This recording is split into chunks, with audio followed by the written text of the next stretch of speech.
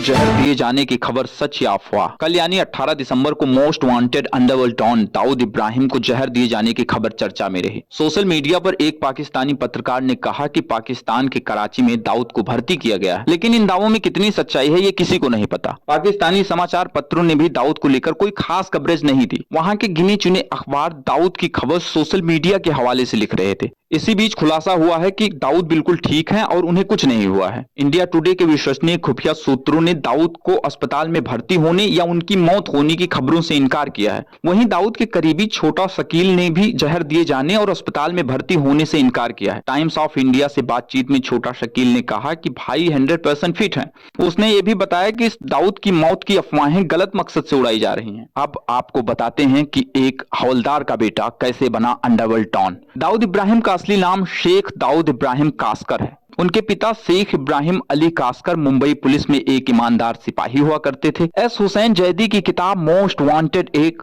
नाम अनेक में दाऊद के 13 नामों के होने का दावा किया गया है। शुरुआती दौर में उसे मुच्छड़ के नाम से जाना जाता था। भारत में जब वह फोन करता है तो हाजी साहब या फिर अमीर साहब के नाम से करता है। ये कहानी साल 1955 में महाराष्ट्र के रत्नागिरी में दाऊद इब्राहिम के जन्म के साथ शुरू हुई। दाऊद के माता पिता ने उसका नाम शेख दाऊद इब्राहिम कास्कर रखा। परिवार आम जिंदगी चाहता था, लेकिन जैसे जैसे दाऊद बड़ा होता गया उसमें लग्जरी जीवन जीने की चाहत बढ़ती गई। वह मोहल्ले के आवारा लड़कों के साथ घूमने लगा। पिता ने बहुत समझाने की कोशिश की, लेकिन वो नहीं माना। फिर वो मुंबई के कुख्यात गैंगस्टर करीम लाला के गैंग में शामिल हो गया। यहीं से वह हाजी मस्तान की गैंग में गया।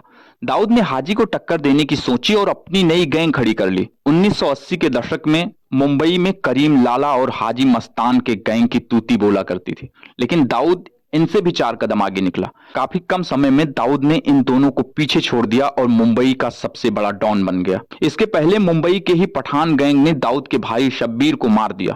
भाई की मौत से बौखलाए दाऊद ने पठान गैंग के हर मेंबर को मारने का फरमान जारी कर दिया। रोज होने वाले कत्ले आम से पूरा मुंबई सहम गया था। इसी दौरान दाऊद दुबई भाग गया।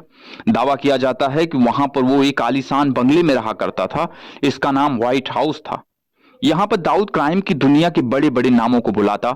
दाऊद की गैंग मुंबई में लगातार एक्टिव थी, जिसे छोटा राजन चलाता था।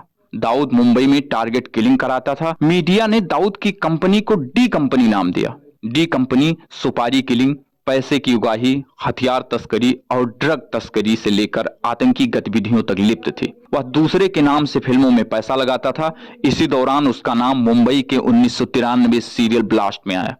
इस ब्लास्ट में करीब 250 लोग मारे गए थे, जिसके बाद मुंबई पुलिस एक्टिव हुई और दाऊद का दखल खत्म करने के लिए एनकाउंटर ऑपरेशन शुरू किया। दाऊद को जहर दिए जाने की खबर सच या अफवाह।